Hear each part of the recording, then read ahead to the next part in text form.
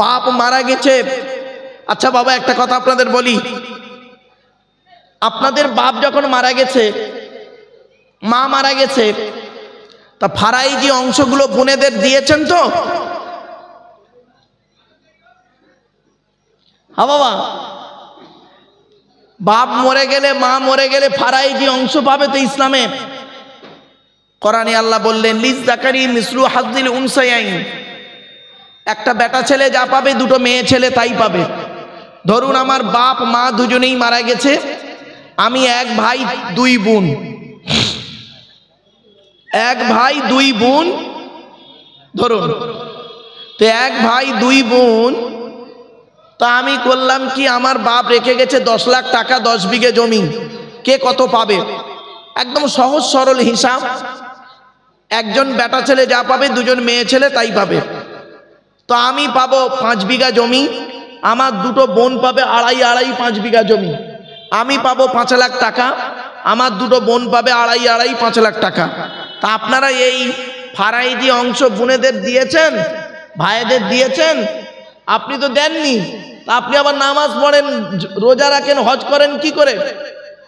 আপনি বলবেন এই তো মা মারা গেছে, বাপ মারা গেছে, হ্যাঁ 40টা কাটুক, 40টা 42 নয়, যেদিন মারা যাবে সেই দিনই আপনি ভাগ করে দেবেন। এটা একজন ইমানদারের পরিচয়। যেই দিন মারা যাবে সেই দিন আপনি ভাগ করে দেবেন। এই হলো আদর্শবান ইমানের মোমেনের পরিচয়। তার মানে পরে হলে কি হবে, অনেক সমস্যা তৈরি হবে। এটাই হচ্ছে ইসলামের আদর্শ। ফারাইজি অংশ তার ভাগ করে দিয়ে দিলেন, তার যদি দেনা থাকে দেনাগুলো মিটিয়ে দিলেন, কাপন দাপন করে দেবেন, যদি ওসিয়ত করে থাকে সেটাকেও আদায় করে দেবেন। আপনারা তো এসব করেননি, আপনি আবার মোমেন বলে দাবি করেন, এতিমের মাল খেয়ে নেন। এতিমের মাল, খবরদার এতিমের মাল খাবেন না, অনুরোধ করে বলে যাচ্ছি। এতিমের মালের ধারে বাড়ে যাবেন না, বরং কি করবেন, উল্টে এতিমকে ভালোবাসবেন।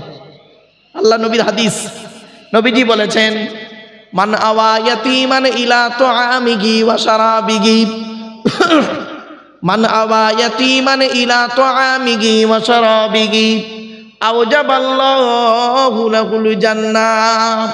কোন ব্যক্তি যদি কোনো এতিমের মাথায় হাত বুলায়, কোন এতিমকে যদি খাবার খাওয়ায়, কোন এতিমকে যদি পানি পান করায়, আওজাবাল্লাহু লাহুল জান্নাহ, ওই ব্যক্তির জন্য জান্নাত ওয়াজিব হয়ে যায়।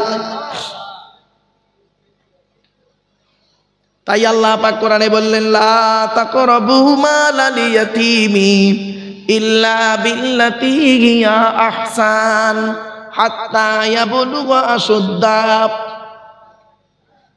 7 নম্বর হারাম জিনিসটা কি, ভালো করে শুনে রেখে দিন।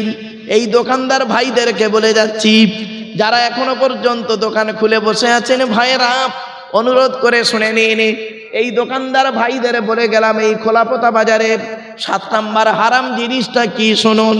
আল্লাহ নিজেই বলছেন আউফুল কাইলা ওয়াল মিজানা বিল কিসতি লা নুকাল্লিফু নাফসান ইল্লা উসআহা। আউফুল কাইলা ওয়াল মিজানা বিল কিসতি, তোমরা ওজনে কোনোদিন কম বেশি করো না। অনেক ব্যক্তি দেখবেন ওজন করার সময়, দেওয়ার সময় কম দেয়, নেবার সময় বেশি নেয়। হাওড়া হাটে, হাওড়া স্টেশনে ঢোকার আগে দেখবেন, আমি ছোটবেলায় দেখেছি, 1990 সালের কথা বলছি, 1 কেজি আপেল কিনলে দেখবেন এমনভাবে মেপে দেবে, 1 কেজি আপেল বাড়িতে এসে মেপে দেখবেন 700 গ্রাম। বাস্তব। এখনো হয় কি তা আমি জানি না, তবে এখন আশা করি সেটা উঠে গেছে মনে হচ্ছে, কারণ আমি চোখে দেখেছি জিনিসটা, তো সেই জন্য আমি বুঝতে পেরেছি। ওই দেখবেন বাস স্ট্যান্ড থেকে ঢুকতে গেলে নিচে আন্ডারগ্রাউন্ডে ঢোকার মুখই একদম আপেল বিক্রি করে সব। অনুরোধ করে বলে যাচ্ছি, কথাগুলো একটু মাথায় রাখুন। আল্লাহ পাক বললেন আউফুল কাইলা ওয়াল মিজানা বিল কিসতি, তোমরা ওজনে কম দিও না। অনেকে দেখবেন ওজনে কম দেয়, নেওয়ার সময় বেশি দেয়। ছোট্ট একটা অনেক সময় ঠকায় মানুষকে, অনেক দোকানদার আছে মানুষকে ঠকায়, খরিদ্দারকে ঠকায়। কিভাবে ঠকাই জানেন? ছোট্ট উদাহরণ দিচ্ছি। আল্লাহর নবীর যুগে একটা ঘটনা ঘটেছে। আল্লাহর নবী একটা গম দোকানে গিয়েছিলেন, গমের দোকান, গমের দোকানদার বসে আছে, আর গমের বস্তার মুখটা খুলে গমের দোকানদার বসে আছে। তো নবীজি করলেন কি, জামার হাতাটা গুটিয়ে নবীজি করলেন কি, হাতটা নিয়ে গমের একটা বস্তার ভিতরে ঢুকিয়ে দিলেন। ঢুকিয়ে দিয়ে বস্তার ভিতর থেকে এক মুঠো গম বের করলেন। গম বের করে গমের দিকে দেখে আর দোকানদারের মুখের দিকে দেখে। কিছুক্ষণ পরে নবীজি বললেন, এইরকম ব্যবসা ঠিক না। কেন? তার মানে গমের বস্তার উপরে রয়েছে শুকনো গম, আর ভেতরে আছে ভিজে গম। আর ভিজে গম ওজনে হয় ভারী, আর শুকনো গম ওজনে হয় হালকা। ও যখন বিক্রি করবে, শুকনো খরিদ্দার যখন নেবে, প্রথমেই যেহেতু শুকনো গম আছে, শুকনো গমের টাকায় দামে নেবে, তাহলে মানুষকে ঠকানো হলো। আল্লাহর নবী বললেন, এইরকম ব্যবসা ঠিক না। আমি এই জন্য শব্দটা বলেছিলাম বক্তব্যের শুরুতেই, আপনারা হয়তো অনেকে বুঝতে পারেননি। হিন্দু মুসলিম যারা শিক্ষিত মানুষ ছিল, তারা গুরুত্ব দিয়ে শুনেছে কথাটা। বয়জাফলা বদন্তের সয়াকার, বয়জাফলায় ব্যবহার, ভয় হলো বচন, দন্তের সয়াকারে সাধুতা বিশ্বাস। এই তিনটে গুণ যার মধ্যে থাকবে, he is a really businessman, তিনি হলেন সত্যিকারের ব্যবসায়ী। এই তিন গুণে গুণান্বিত ছিলেন একজন নবী, বিশ্বনবী মুহাম্মদ সাল্লাল্লাহু আলাইহি সাল্লাম। জোরে বলুন সুবহানাল্লাহ। আল্লাহ পাক এবার কি বলছে দেখি, ওয়াইলুল লিল মুতাফফিফিন আল্লাযীনা ইযা ক্তালু আলান নাসি ইস্তাওফুন ওয়া ইযা কালুহুম আও ওয়াযানুহুম ইখসিরুন আলা ইয়াযুন্নু উলাইকা আন্নাহুম মাবউসুন লিয়াউমিন আযীম। কোরআনের দলিল। কোরআনে আল্লাহ বলছেন, ওই সমস্ত দোকানদারদের প্রতি আল্লাহর গজব, ওই সমস্ত দোকানদারদের প্রতি আল্লাহর গজব যারা ওজনে কম দেয় আর নেওয়ার সময় বেশি নেয়। ওয়াইলুল লিল মুতাফফিফিন আল্লাযীনা ইযা ক্তালু আলান নাসি ইস্তাওফুন, ওই সমস্ত ওজন কারণেওয়ালাদের প্রতি আল্লাহর গজব যারা দেওয়ার সময় কম দেয়, নেওয়ার সময় বেশি নেয়। এই জন্য অনুরোধ করে বলে যাচ্ছি, বাবা, আল্লাহ বলেছেন আউফুল কাইলা ওয়াল মিজানা বিল কিসতি, তোমরা ন্যায়ভাবে মাপা ওজনটা করো, ওজনে কোনোদিন কম বেশি করতে যেও না। এটা হলো 7 নাম্বার হারাম। পৃথিবীতে এটা হারাম কাজ, খবরদার নয় বাবা, এগুলো মাথায় রাখুন। এরপরে আসছি, ওয়াইজা কুলতুম ফাদিলু ওয়ালাউ কানা যা কুরবা, 8 নাম্বার হারাম। এই আয়াতটা কোথায় আছে জানেন? এই আয়াতটা আছে 8 নম্বর পারার 7 নম্বর পৃষ্ঠার 12 নম্বর লাইন, সূরার নাম সূরা আনামের 151, 152, 153 নম্বর আয়াতের আলোচনা চলছে এটা। শোনেন, এরপরে আল্লাহ বলছেন, পবিত্র কোরআনে আল্লাহ রাব্বুল আলামিন বলছেন 8 নম্বর হারামটা কি?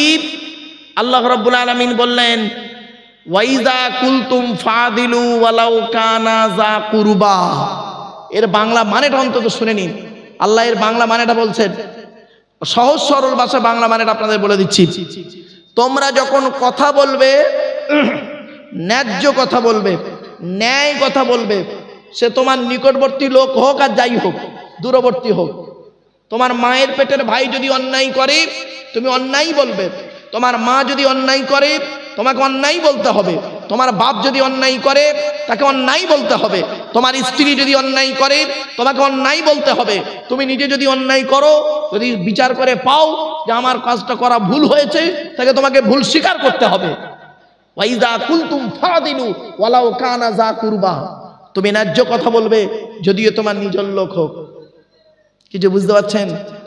এই ন্যায্য কথা বলতে গেলে, ন্যায় কথা বলতে গিয়েই তো সমস্যাটা বাধে। আপনি হক কথা বলতে গেলেই আপনার উপরে বিপদ, বিভিন্ন দিকের বিপদ। মিডিয়ার তরফ থেকে আসবে বিপদ, মিডিয়ার তরফ থেকে আসবে বিপদ। আমি যদি একটা কিছু ন্যায় কথা বলে ফেলি, এক্ষুনি যদি কিছু কথা বলে ফেলি, এই মিডিয়াগুলো করবে কি আমার এই কথাটাকে নিয়ে ছড়িয়ে দিল। তারপরে এবার করবে কি, কিছু বক্তা আছে, কিছু বক্তা আছে দেখবেন ফতোয়া দেওয়ার জন্য একদম পুরো প্রস্তুত। তারা করবে কি, এবার ওই কাটিং করবে, এরা কাটিং করে ছেড়ে দেবে। ছেড়ে দেওয়ার পরেই দেখবেন তারা এবার ফতোয়া দেবে, আবার তাদের ফতোয়াগুলো নিয়ে আবার এরা আবার ছেড়ে দেবে, দিয়ে এবার এরা ছবি দেবে দুটো, আমার ছবি দেবে, সেই বক্তার ছবি দেবে, দিয়ে বলবে খালি ধোলাই হচ্ছে, খালি ধোলাই, খালি ধোলাই। হ্যাঁ বাবা, ধোলাই হচ্ছে তো ভালো, মিডিয়াগুলো খালি ধোলাই হচ্ছে, এ ওর ধোলাই দিচ্ছে, ওর বাঁশ দিচ্ছে, এই সব কারবারে সমাধান নেই, সমাধান নেই, খালি ধোলাই হচ্ছে। এই মিডিয়া একদিকে খুব ভালো, আবার একদিকে খুব গন্ডগোল। তবে এই ছেলেগুলো যা এসছে, এরা সব একটু ভালো বলে মনে হচ্ছে, এদের সব মাথায় টুপি টাপা আছে, সব দেখে মনে হচ্ছে একটু ভালো মতন ছেলে। বাবা, যে কটা ছাড়বে কথাগুলো পুরোটাই ছাড়বে, ওই কাটিং করে ছেড়ো না। আমি এক জায়গায় ওয়াজ করতে বলেছি, ভাই একটা অনেক দীর্ঘ প্রশ্নের উত্তর ছিল, দীর্ঘ প্রশ্নের উত্তর করতে গিয়ে আমি সেখানে দুটো কথা বলেছি। এবারে স্লিপ অফ টাং হতেই পারে, মানুষের মুখের ভাষা, স্পিরিটে দুটো কথা বলতে গিয়ে ভুল হতেই পারে। ব্যাস সেইটাকে নিয়ে কিছু মৌলবি করলো কি, একদম পুরো উদ্ধার করে দিল। সে ন্যায় অন্যায় এটা কিছু জানলো না, বুঝলো না। এই জন্য আপনাদেরকে আমি বলে যাচ্ছি, বাবা যেটা শুনবেন বুঝতে না পারলে আমাকে বলবেন, ডাইরেক্ট বলবেন যে মারুফ ভাই আমি আপনার এই কথাটি বুঝতে পারলাম না, আপনি খুলে বলুন। ইনশাআল্লাহুল আজিজ আমি চেষ্টা করব ওই কথাটাকে আপনাকে খুলে ঠিক করে সঠিক করে বোঝানোর জন্য, কোরআন এবং হাদিসের আলোকে ইনশাআল্লাহ। আপনি না বুঝে না জেনে আপনি কেন বাজে ধারণা করছেন, কেন গালি দিচ্ছেন, কেন মন্তব্য করছেন বাজে মন্তব্য? আপনি কি জানেন আপনি যাকে কাফের বলছেন, নবীজি বলেছেন তুমি যাকে কাফের বলছো সে যদি সত্যিকারের কাফের না হয়, বলনেওয়ালা নিজে কাফের। আমরা বুঝি না, যাকে তাকে যাই তাই বলে ফেলি। বাবা খবরদার, এটা ঠিক রাখুন, সেই দুই ঠোঁটের মাঝখানে জিভটাকে একটু ঠিক রাখুন। অনুরোধ করে বলে যাচ্ছি, 8 নম্বর হারাম জিনিসটা কি? ওয়াইজা কুলতুম ফাদিলু ওয়ালাউ কানা যা কুরবা। আপনি যখন কথা বলবেন ন্যায্য কথা বলবেন, যদি আপনার নিজের লোক হয় ন্যায্য ন্যায় কথাটি বলবেন, এটাই আল্লাহ খুশি হবে। মনে রাখবেন, ন্যায়ের পক্ষে যদি একজন থাকে, অন্যায়ের পক্ষে যদি 1000 জন থাকে, মনে রাখবেন ওই একজনই আল্লাহ পাক জয়লাভ করবে। কোরআনে আল্লাহ পাক বলেছেন, কুল জাল হাক্কু ওয়া যাকাল বাতিল ইন্নাল বাতিলা কানা যাহুকা। সত্য যখন আসে মিথ্যা তখন বিলুপ্ত হয়ে যায়, আর মিথ্যা বিলুপ্তই হতেই থাকে। মনে রাখবেন। এরপরে আসছি, ন্যায় বিচার যখন করবেন, ন্যায় বিচার করবেন, কিয়ামতের মাঠে 3 শ্রেণীর লোকের বিচার হবে। 1 নম্বর বিচারকদের বিচার হবে। বিচারকদের বিচার হবে গ্রামের প্রধান, উপপ্রধান, এমএলএ, এমপি, এসডিও, বিডিও, থানার বড়বাবু, কোর্টের উকিল, হাকিম, মুক্তার, জজ, এদের বিচারটা পরকালে আগে করা হবে। একে বলা হবে তুই পৃথিবীতে ন্যায় বিচার করেছিলিস? ও তখন মার খাবার ভয়ে বলবে হ্যাঁ ন্যায় বিচার করেছিলাম। আল্লাহ বলবেন কাজ্জাবতা, হাদিসের ইবারতটা বললাম, কাজ্জাবতা, তুই মিথ্যা কথা বলছিস। মনে আছে তোর দলের লোকটা অন্যায় করেছিল, তুই তাকে ন্যায় বলে সাব্যস্ত করে, বিরোধী পক্ষকে অন্যায় বলে দোষী সাব্যস্ত করে তাকে জেল খাটিয়েছিলিস। এখানে আর তোর কিছু নেই, গো টু দা হেল, সোজা জাহান্নামায় ঢোক। 1 নম্বর হলো বিচারকদের বিচার হবে। তাই আমার বাপেরা, কোরআনে আল্লাহ পাক বলেছেন, আমি বলিনি, এর ন্যায় বিচার সম্পর্কে কোরআনে কি বলেছে দেখি, সূরা হুজরাতে, وَإِن طَائِفَتَانِ مِنَ الْمُؤْمِنِينَ اقْتَتَلُوا فَأَصْلِحُوا بَيْنَهُمَا فَإِن بَغَتْ إِحْدَاهُمَا عَلَى الْأُخْرَى فَقَاتِلُوا الَّتِي تَبْغِي حَتَّى تَفِيءَ إِلَى أَمْرِ اللَّهِ فَإِنْ فَاءَتْ فَأَصْلِحُوا بَيْنَهُمَا بِالْعَدْلِ وَأَقْسِطُوا إِنَّ اللَّهَ يُحِبُّ الْمُقْسِطِينَ। সূরা হুজরাতের মধ্যে আল্লাহ পাক বলে দিলেন, যদি 2 গোত্র মারামারি করে, 2 দল যদি মারামারি করে, তুমি তাদের সামনে যদি দাঁড়িয়ে যাও, তাহলে দুজনকে থামিয়ে দাও। দেখছো একটা দল বাড়াবাড়ি করছে, তুমি সেই দলের বিরুদ্ধে একটু থামিয়ে দাও। যখন 2 দল ঠান্ডা হয়ে যাবে, তখন ফাইন ফাআত ফাসলিগু বাইনাহুমা বিল আদলি, কোরআন মোতাবেক 2 দলের মাঝখানে তুমি ন্যায় বিচার করে দেবে। আর আকসিতু, ন্যায় বিচার করো, ইন্নাল্লাহা ইউহিব্বুল মুকসিতিন, যারা ন্যায় বিচার করে আল্লাহ তাদের অত্যন্ত ভালোবাসে। হয়েছে? ন্যায় বিচার করুন। আর একটা অভ্যাস আছে খারাপ, কি জানেন? ন্যায় বিচার করতে গিয়ে দেখছি বাবা এখন পশ্চিম বাংলায় একটা খুব রোগ ধরেছে, ক্যান্সার রোগ এসছে, জানেন? ক্যান্সার রোগটা কি শুনবেন? ওই দেহের ক্যান্সার নয় গো বাবা, মনের ক্যান্সার একটা এসছে। আগে এটা ছিল না, আগেই ক্যান্সারটা ছিল না, এই মনের ক্যান্সারটা কয়েকদিনে শুরু হয়েছে। বলবো ভাই, বলবো, রাগ করবেন না কেউ, ঠিক তো? এই দেখেন বলছি, মনের ক্যান্সারটা কি? ও বক্তা এলে আমি যাব না, ও এলে আমি যাব না, সে এলে আমি ওয়াজ করব না, ও এলে আমি ওয়াজ করব না। কেন তুই ওয়াজ করবি না কেন? আরে কোরআন তো একটাই। আরে ভাই কোরআন কটা? জোরে বলুন। মুহাম্মদ সাল্লাল্লাহু আলাইহি ওয়াসাল্লাম কজন লোক? একজন। তা একটাই কোরআন, তুই কোরআনের আয়াত নিয়ে আলোচনা করবি, সে নবী, তুই নবীর হাদিস নিয়ে আলোচনা করবি। নবীর হাদিস কি একটা? বুখারী, মুসলিম, আবু দাউদ, নাসাই, তিরমিজি, ইবনে মাজাহ, এই 6টা হাদিসের কিতাবের মধ্যে কত হাদিস আছে জানেন? 28,699টা হাদিস। তা তুই 50টা হাদিস নিয়ে আলোচনা কর না। এ কোরআনের আয়াত কত আছে? 6,666টা, কেউ বলেছে 6,236টা। তা তুই 50টা আয়াত নিয়ে আলোচনা কর না, ঝামেলা মিটে যায়। তুই 10টা নে করবি, ও 10টা নে করবে, ঝামেলা মিটে যাবে। তো কোরআন হাদিসের জ্ঞানই নেই, তা তুই করবি কি করে? তোর গোঁজা মারা অভ্যাস। ও এলে আমি যাব না, সে এলে আমি যাব না, ও বক্তা ওয়াজ করলে আমি ওয়াজ করবো না। তোর ভাড়ে নেই, তুই করবি নি? তোর ভাড়া থাকলে করবি। এ তো সিম্পল কথা। এই রোগটা আজ থেকে 30 বছর আগে ছিল না পশ্চিম বাংলায়। এই ক্যান্সারটা, এই ক্যান্সার যারা উৎপন্ন করেছে আল্লাহ তাদের বিচার করবে কিয়ামতের মাঠে। কোরআনে আল্লাহ পাক বলছেন, ইন্নাল্লাযীনা ফাররাকু দীনাহুম ওয়া কানু শিয়া'আন লাস্তা মিনহুম ফী শাইইন ইন্নামা আমরুহুম ইলাল্লাহ সুম্মা ইউনাব্বিউহুম বিমা কানু ইয়াফআলুন। সূরা আনামের মধ্যে আল্লাহ বলছেন, নবী তাদের সঙ্গে তোমার কোনো সম্পর্ক নেই যারা ধর্মের ভেতরে বিভেদ তৈরি করে। নবী তোমার সঙ্গে তাদের কোনো সম্পর্ক নেই যারা ধর্মের ভিতরে বিভেদ তৈরি করে, তাদের সঙ্গে নবী তোমার কোনো সম্পর্ক নেই। তাদের ব্যবস্থা আমি দেখে নেবো কি করতে হবে।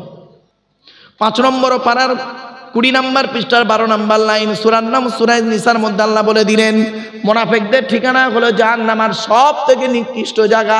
তাই বাবা অনুরোধ করে বলে যাচ্ছি, আমানতের খেয়ানত করবেন না, মুনাফিকি করতে যাবেন না। আল্লাহর কোরআন বলছে মুনাফিকদের কাজটা কি? আল মুনাফিকুনা ওয়াল মুনাফিকাতু বা'দুহুম মিন বা'দ ইয়ামুরুনা বিল মুনকারি ওয়া ইয়ানহাউনা আনিল মা'রুফ। আল্লাহ নিজেই বলছেন মুনাফিক মুনাফিকের বন্ধু। মুনাফিকদের কাজটা কি জানেন? ভালো কাজে বাধা দেওয়া, খারাপ কাজে আদেশ করা, এটা হলো মুনাফিকদের নিদর্শন।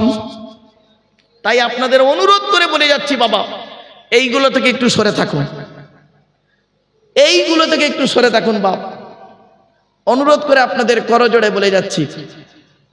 এরপরে আসছি, আল্লাহ পাক বললেন 10টা হারামের আলোচনার মধ্যে 4 নম্বর হারামটা চলছে, মনে পড়ছে? 4 নম্বর হারামটা চলছে। আমি বক্তব্যের একটা জায়গায় রেখে দিয়েছি, রেখে দিয়ে আবার ঘুরে সেই জায়গায় আসতে হচ্ছে আমাকে। তাহলে 4 নম্বর হারামটা কি? প্রকাশ্য প্রকাশ্য পাপ কাজে লিপ্ত হওয়া। প্রকাশ্য পাপ কাজ, সুদ খাওয়া, সুদ খাওয়া, ঘুষ খাওয়া, ব্যভিচার করা, নারী নির্যাতন করা, চুরি করা, ডাকাতি করা, চিটিংবাজি করা, মুনাফিকি করা। শুধু তাই নয়, আরো প্রকাশ্য পাপ কাজ আছে বাবা। অনুরোধ করে বলে যাচ্ছি, লটারির টিকিট কাটা হারাম গো বাবা, এগুলো হারাম। জুয়া খেলা হারাম, ব্যভিচার করা হারাম, পরকিয়া করা হারাম। এই হারাম কাজ থেকে দূরে সরে থাকুন। আমি বক্তব্যের শুরুতেই কিন্তু টুকটুক টুকটুক করে কেটে কেটে কথাগুলো বলছিলাম কেন? হিন্দু মুসলিম সমন্বয়ে কথাগুলো বলছিলাম কেন? যাতে করে আমার অমুসলিম ভাইরা তারাও বুঝতে পারুক ইসলাম ধর্মের আদর্শটা কি। ইসলাম ধর্ম মানে এই নয় মারামারি ঝগড়া করার ইসলাম নয়। অনুরোধ করে বলে যাচ্ছি, কথাগুলো একটু মূল্যায়ন করুন। এবার আসছি 5 নাম্বার হারামটা কি? লা তাকতুলুন নাফসাল্লাতী হারামাল্লাহু ইল্লা বিল হক। আর কয়েক মিনিট বাবা, 11টায় শেষ করব। আমার পরেই বক্তা এসেছে, তিনি আলোচনা রাখবেন 11টায় থেকে। আর 15টা মিনিট সময় দেওয়া যাবে বাবা। হ্যাঁ, একবার তাকবীর দেন, নারাই তাকবীর, নারাই তাকবীর। একবার দরুদ শরীফ, আল্লাহুম্মা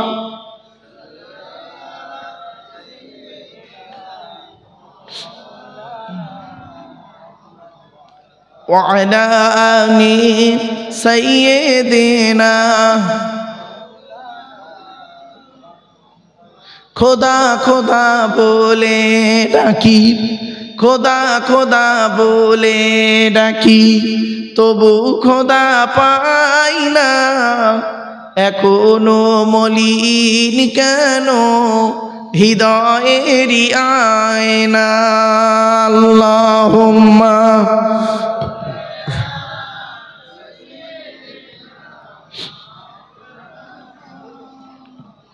وعلى آل سيدنا।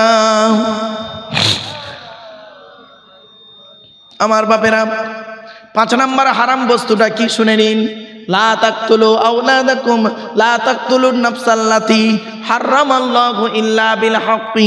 আল্লাহ পাক জানিয়ে দিয়েছেন, অন্যায়ভাবে কাউকে হত্যা করো না। অন্যায়ভাবে কাউকে হত্যা করা হলো হারাম। খবরদার অন্যায়ভাবে কাউকে হত্যা করতে যাবেন না। আল্লাহ যাকে হত্যা করতে বলেছেন তাকেই তুমি হত্যা করবে। আর সে সংবিধান কোরআনে দেওয়া আছে, অ্যাকর্ডিং টু ইসলামিক ল। এই কোরআন হলো অ্যাকর্ডিং টু ইসলামিক ল এর কিতাব। তাই অনুরোধ করে আপনাদের বলে যাচ্ছি, কোরআনে আইন, কোরআনের সংবিধানে লেখা আছে কাকে কাকে হত্যা করতে হবে। আপনি অন্যায়ভাবে কাউকে হত্যা করতে পারবেন না। অন্যায়ভাবে আপনি একে অপরের উপরে জুলুম করলেন, একে অপরের প্রতি অন্যায় করলেন, অবিচার করলেন, করে আপনি নামাজ পড়লেন, আপনার নামাজ কবুল হবে? আপনি ভাবলেন কি করে এই আশা? কোনোদিন ভাবতে পারবেন না। চলুন, এজন্য অনেক সময় আমরা কি করি, অন্যায়ভাবে মানুষ হত্যাতে লিপ্ত হয়ে যাই। তো মানুষ হত্যা থেকে দূরে সরে থাকবেন। মারামারি ঝগড়া থেকে, অন্যায় অবিচার থেকে দূরে সরে থাকবেন। যতটা সরে থাকতে পারবেন ততটাই আপনার আমার মঙ্গল। চলুন 6 নাম্বার হারামটা বলি। লা তাকরাবু মালাল ইয়াতীমি ইল্লা বিল্লাতী হিয়া আহসান হাত্তা ইয়াবলুগা আশুদ্দা। এরপরে আল্লাহ পাক বলে দিলেন 6 নাম্বার হারামটা কি? আল্লাহ পাক বললেন, লা তাকরাবু মালাল ইয়াতীম। এতিমের মালের ধারে বাড়ে যেও না। এতিমের মাল কোনোদিন খেও না। এতিমকে কোনোদিন ধাক্কা দিও না। এতিমকে কোনোদিন অত্যাচার করো না। এতিমকে কোনোদিন গালি দিও না। খবরদার এতিমের মাল বিভিন্ন দিক থেকে মেরে খেও না। আল্লাহ পাক কোরআনে বলেছেন, ফাযালিকাল্লাযী ইয়াদুল ইয়াতীম। যারা এতিমদেরকে ধাক্কা দেয় তাদের উপরে আল্লাহর গজব পড়বে। আর পরে বলেছেন, ফাওয়াইলুল লিল মুসাল্লিন। ওই সমস্ত নামাজিরা হলো জাহান্নামী, যারা নামাজ থেকে উদাসীন, যারা লোক দেখানো নামাজ পড়ে। তাই আপনাদেরকে অনুরোধ করে বলে যাচ্ছি, খবরদার এতিমদের মাল কোনোদিন খাবেন না। এজন্য খবরদার বাবা। আমাকে অনেকে জিজ্ঞাসা করে, অমুক বক্তা আছে, আপনি ওয়াজ করবেন? আমি বললাম, বাবা, তাকে আমি বলি ডাইরেক্ট ফোনে, আমি বললাম, তুমি কি একা ফোনে কথা বলছো না তোমার জলসা কমিটির লোক মিলে কথা বলছো? তা বললো, হুজুর জলসা কমিটির লোক এখানে আছে। আমি বললাম, তুমি এক কাজ করো, ফোনটা লাউড স্পিকার দাও। কিছু বুঝতে পারছেন? ফোনটা লাউড স্পিকার দাও, তুমি একা শোনো না, সকলে মিলে শোনো। তা আমি বললাম, বাবা, যে ব্যক্তি আল্লাহকে বিশ্বাস করে, নবীকে বিশ্বাস করে, কিয়ামতকে বিশ্বাস করে, ভালো মন্দ তকদিরকে বিশ্বাস করে, কিতাবগুলোকে বিশ্বাস করে, আমি তাদের সঙ্গে ওয়াজ করি। কারণ আমি কোরআনের আলোচনা করব, হাদিসের আলোচনা করব, সে কোরআনের আলোচনা করবে, হাদিসের আলোচনা করবে। আমার দিক থেকে কোনো অসুবিধে নেই। তার যদি চুলকুনি থাকে, তার যদি ক্যান্সার থাকে, সে আসবে না। আমার এখন ওই রোগটা ধরেনি, আমার কোনো দ্বিধাও নেই। কিছু বুঝতে পারছেন কথাটা? আজ থেকে 30 বছর আগে এই নোংরা জিনিসটা ছিল না। ছিল? বলুন এই বয়স্ক লোকরা বলুন তো, বয়স্ক লোকগুলো বলুন দেখি, এই নোংরা জিনিসটা ছিল না আজ থেকে 30 বছর আগে। 1990 সালের কথা বলছি, মানে 34 বছর হবে। আজ থেকে 34 বছর আগে এই ক্যান্সারটা ছিল না। এই ইদানিং এই বছর 10-15 শুরু হয়েছে। ও গেলে আমি করব না, আমি গেলে ও যাবে না। আবার অনেকে করে কি দেখবেন, বক্তা ওয়াজ করছে, তাকে কমিটি নিয়ে ওয়াজ করাচ্ছে, সকালবেলা বলছে যাব, আর মাঝ রাস্তায় এসে বলছে যাব না। লাউঠালা কমিটি পেরেশান। এজন্য বাবা ওই ক্যান্সারটা আমার এখনো আসেনি। আল্লাহ যেন মরণ পর্যন্ত ওই শয়তানি ক্যান্সারটা যেন না আল্লাহ দেয়, এই দোয়া করবেন। আমি বাবা মরণ পর্যন্ত, আমি আজও বলছি অন ক্যামেরার সামনে বলছি, আমার কোনো জায়গায় ওয়াজ করতে বাধা নেই। কারোর যদি বাধা থাকে আমার সঙ্গে ওয়াজ করতে, সেটা তার ব্যক্তিগত ব্যাপার। আমি এজন্য কমিটিকে বলি বাবা আমি আছি, আমার আগের বক্তা যে আছে, পরের বক্তা যে আছে, তাকে বলে দেবে যে আব্দুল্লাহিল মারুফ ডায়মন্ড হারবার, তাকে আমরা দাওয়াত দিয়েছি। সে যদি বলে যে আমি দাওয়াত ওনার সঙ্গে ওয়াজ করব না, তো কমিটি সিদ্ধান্ত নেবে। তাহলে আমাকে আগে বলে দেবে, ওই জলসার দিনে ক্যান্সেল করবে না। তাহলে কিয়ামতের মাঠে এইরকম অনেক জলসা কমিটি করেছে, অনেক আলেমকে করেছে, বক্তাকে করেছে। আমার কাছে খবর আছে, ওই জলসা কমিটিকে কিয়ামতের মাঠে জবাব দিতে হবে। খবরদার এ কাজ করবেন না, পরিষ্কার বলেন আগে থেকে। আমি বলে দিই বাবা, যদি মন চায় আমাকে নিয়ে জলসা করবে, না মন চায় করতে হবে না বাবা। আলহামদুলিল্লাহ, আমি আমার কাজ করি, ব্যস্ত মানুষ, অন্যান্য কাজ নিয়ে থাকি, ব্যাস ঠিক আছে। জলসা তো পশ্চিম বাংলা একটা নয়, একাধিক জলসা। অতএব যার যেটা খুশি তাকে নিয়ে করুক। আল্লাহর কোরআন নবীর হাদিস নিয়ে আলোচনা করলেই যথেষ্ট। এজমা কিয়াস নিয়ে আলোচনা করলেই তো হয়ে যায়। কোরআন, হাদিস, এজমা, কিয়াস, এই 4টে হলেই তো হয়ে যায়। এবার এর মধ্যে শুরু হয়ে গেছে কি জানেন, মুসলমানদের মধ্যে। শুনে নিন একটা কথা আপনাদের বলে যাচ্ছি। সেকেন্ড ইয়ারের স্টুডেন্টরা সেদিন আমারে বলছে, স্যার আপনি দয়া করে একটু জেহাদ শব্দটা নিয়ে আলোচনা করুন তো। জেহাদ। সেকেন্ড ইয়ারের স্টুডেন্ট। তা আমি বললাম বাবা শোনো, জেহাদের দুটো ভাগ আছে, শুনে নিন বাবা, খোলাপথার মানুষেরা শুনে নিন। জেহাদের শব্দের দুটো ভাগ। বলছি কিরকম স্যার? তা আমি বললাম জেহাদু ফিদ্দিন আর জেহাদু লিদ্দিন। কি বললাম? জেহাদু ফিদ্দিন আর জেহাদু লিদ্দিন। আর ফয় হস্যই আর লয় হস্যই, ফি আর লি। ইংরেজিতে কি বলে? ইন আর ফর। বাংলায় বলে মধ্যে আর জন্য। ব্যাস, জেহাদু ফিদ্দিন, ধর্মের মধ্যে যুদ্ধ করা,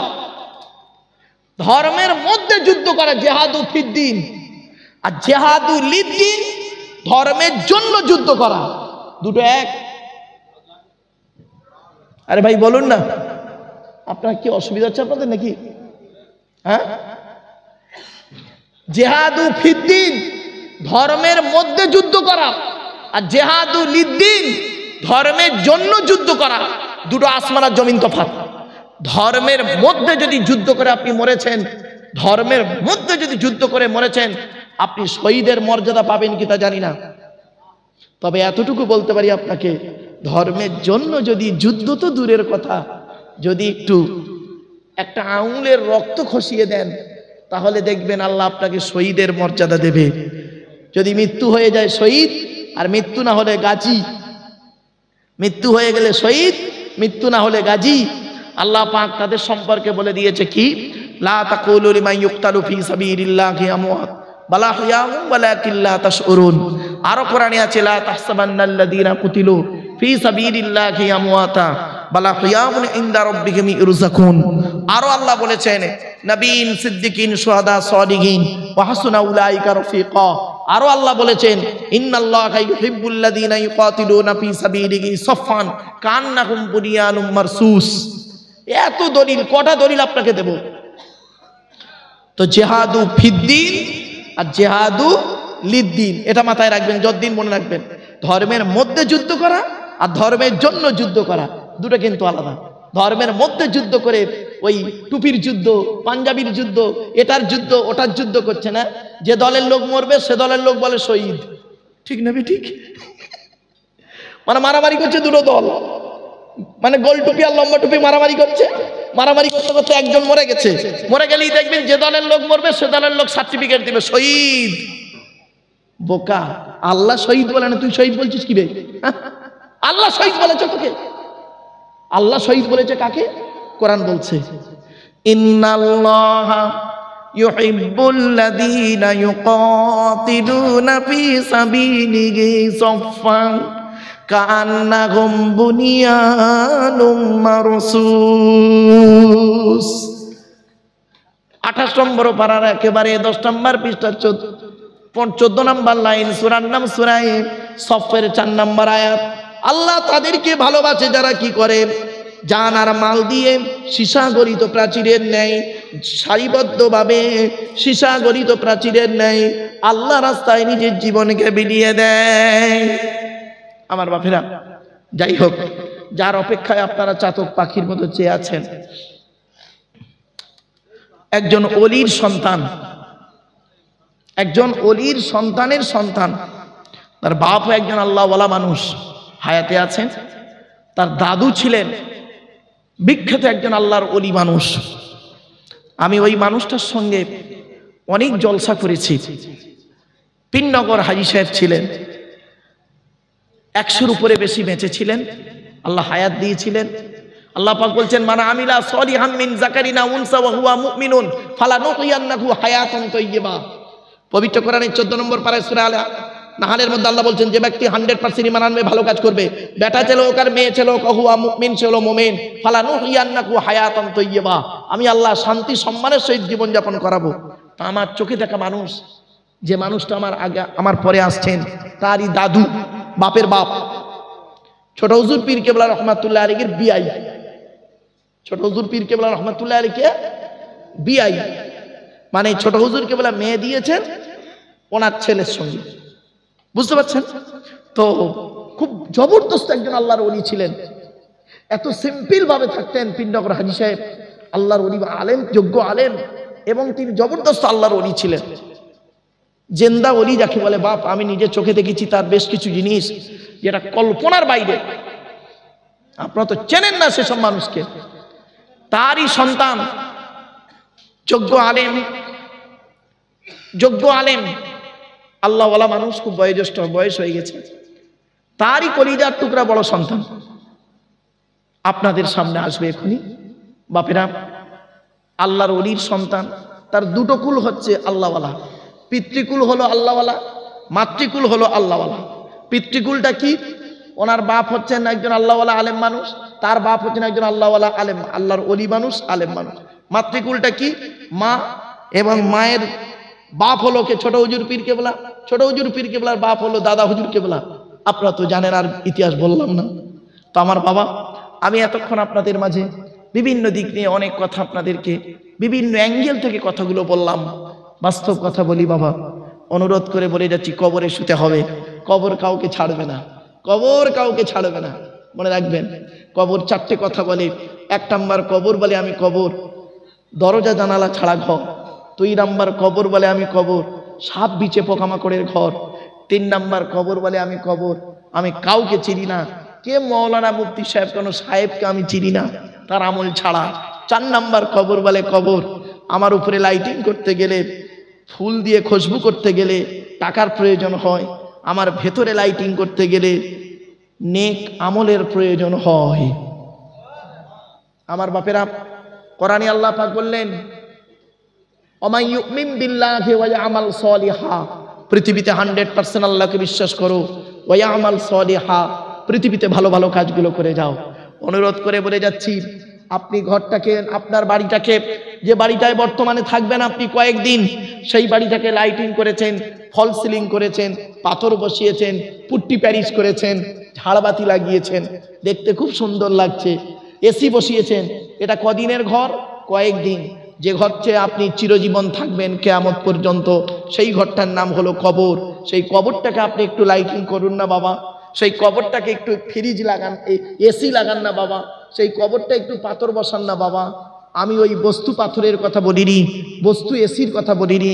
শুনে রেখে দিন, আল্লাহর নবী বলেছেন, আমি বলিনি, আল্লাহর নবী বলেছেন, কোন ব্যক্তি যদি প্রতিদিন রাতে ঘুমানোর আগে, কোন ব্যক্তি যদি প্রতিদিন রাতে ঘুমানোর আগে অজু করে সূরা মুলক যদি তেলাওয়াত করে, 29 পারার প্রথম সূরা, তাবারাকাল্লাযী বিয়াদিহিল মুলকু ওয়া হুয়া আলা কুল্লি শাইইন কাদির, আল্লাযী খালাকাল মাউতা ওয়াল হায়াতা লিয়াবলুয়াকুম আইয়ুকুম আহসানু আমালা ওয়া হুয়াল আজিজুল গফুর।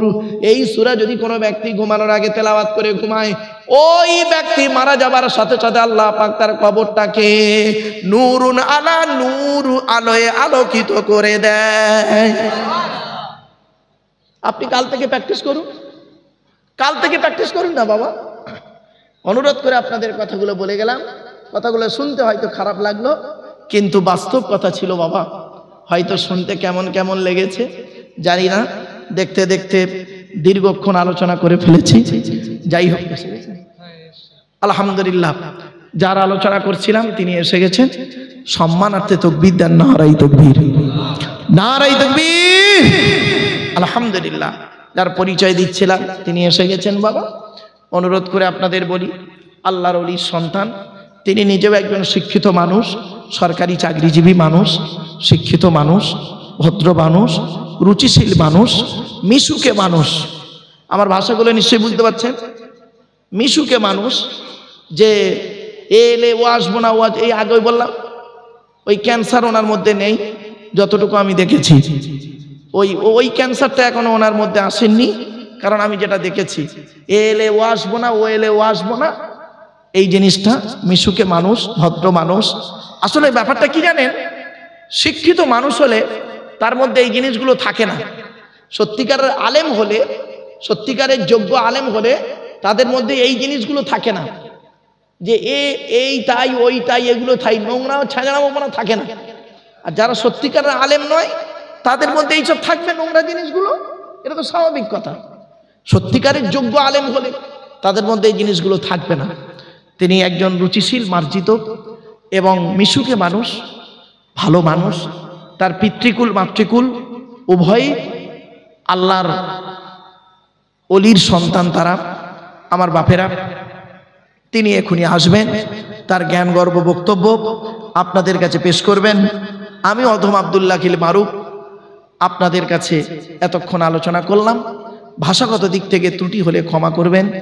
ভালো থাকুন, সুস্থ থাকুন, মানুষকে ভালোবাসুন। ছোট হুজুর পীর কেবলা রহমাতুল্লাহ আলীকে বলতেন, কুদরতে আজিম তার কে বুঝিতে পারে, অজ্ঞানে হইবে জ্ঞানী ধ্যান যদি করে। বেওফায়ে দুনিয়া কেন ভোলা মন, দিবানিশি করো তুমি খোদাকে স্মরণ। গোনাহে ডুবিয়া গেলি ওরে বেশরম, কিয়ামতের দিন তুই করিলিনি গমন। পানি পানি করে তুমি পড়ে খাপে খাপি, ওরে সারি তাড়াতাড়ি দেবে তালা চাবি। মালেকুল মউত তোর জান যাবে লইয়া, ঘর ওলা করে দাঙ্গা ভাগের ওলা কিয়া। তোর ধনে অন্য জনে উড়াইবে বাহার, তুমি হবে খোরাক ও মাটির উপকার। তাই বাপেদেরকে অনুরোধ করে বলে যাচ্ছি, চোখ দুটো বন্ধ হয়ে গেলে, চোখ দুটো বন্ধ হয়ে গেলে আপনাদের কবরে শুতে হবে, কবর কাউকে ছাড়বে না। নামাজ পড়ুন, নামাজ কারোর জন্য মাপ নেই। মনে রাখবেন, বিশেষ ব্যক্তি বিশেষ কারণ ছাড়া নামাজ কারোর জন্য মাপ নাই বাবা। নামাজ পড়ুন, রোজা রাখুন, অর্থ থাকলে হজ করুন, যাকাত আদায় করুন, স্ত্রীর হক আদায় করুন, পিতামাতার সেবা যত্ন করুন, ভাই ভাই মিলেমিশে চলুন, প্রতিবেশীর উপকার করুন। মানুষের উপকার করতে না পারলে ক্ষতি করতে যাবেন না। তাই আপনাদের কাছে আমার করজোড়ে নিবেদন রইল, রোজা রাখুন আর স্ত্রীর হক আদায় করুন। একে অপরের প্রতি ভক্তি শ্রদ্ধা সম্মান বজায় রাখুন। যেহেতু আপনারা এখানে চলাফেরা করেন, হিন্দু মুসলিম কাঁধে কাঁধ মিলিয়ে চলুন, একে অপরের বিপদে ঝাঁপিয়ে পড়ুন। কোরআনে আল্লাহ পাক বলেছেন, ভ্রাতৃত্বের আয়াত কি জানেন? ওয়াবুদুল্লাহ ওয়ালা তুশরিকু বিহি শাইয়্যা ওয়া বিল ওয়ালিদাইনি ইহসানা ওয়া বিযিল কুরবা ওয়াল ইয়াতামা ওয়াল মাসাকিন ওয়াল জারি যিল কুরবা ওয়াল জারিল জুনুব ওয়া সাহিবি বিল জামবি অবিনিস সাবিল ওমা মালাকাত আইমানুকুম। কোরআনের সূরা নিসা 36 নম্বর আয়াত আল্লাহ পাক বলছেন, তোমরা আল্লাহর ইবাদত করো, তার সঙ্গে কারো শরীক করো না। আর কি করবে? পিতামাতার সেবা যত্ন করো, গরিব ফকির এতিম মিসকিনদেরকে তাদের প্রতি দয়া করো, তাদের দান খয়রাত করো, তাদেরকে ভালোবাসো। ওয়াল জারিজিল কুরবা, নিকটবর্তী প্রতিবেশীর উপকার করো, প্রতিবেশীর উপকার করো, দূরবর্তী প্রতিবেশীর উপকার করো। ওয়াসাহিবি বিল জামবি, তুমি তোমার কলিগকে ভালোবাসো।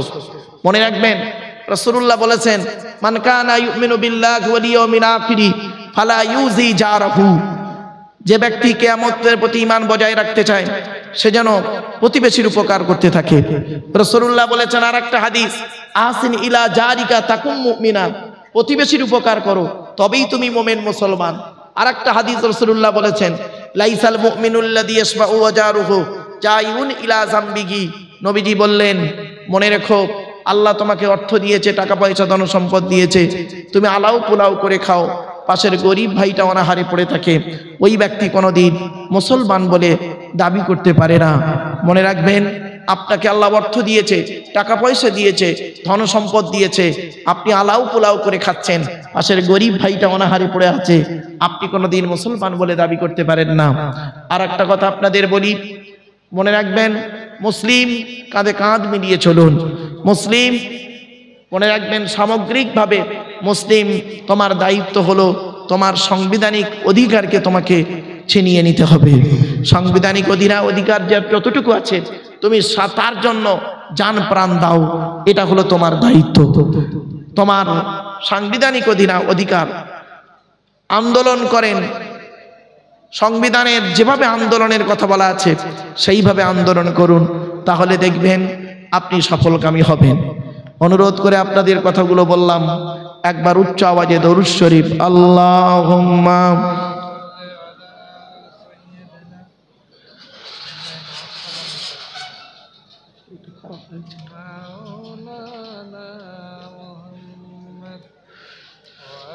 আমার বাপেরা যে যেখানে আছেন দয়া করে মেহেরবানি করে চলে আসেন। আপনাদের সম্মুখে সুদূর পীরনগর দরবার শরীফ থেকে হুজুর কেবলা এসে গেছেন, তার জ্ঞান গর্ব বক্তব্য আপনারা শুনবেন। আপনারা দয়া করে মেহেরবানি করে চলে আসেন, আর দেরি করবেন না, তিনি এখনই স্টেজে আসবেন। আপনারা অনুরোধ করছি আপনাদেরকে, আপনারা এদিকে ওদিকে অযথা সময়কে ব্যয় না করে চলে আসেন। আপনারা চলে আসেন বাবা, কারণ আখেরি মোনাজাত হবে, সে আখেরি মোনাজাতে সকলে শামিল হবেন।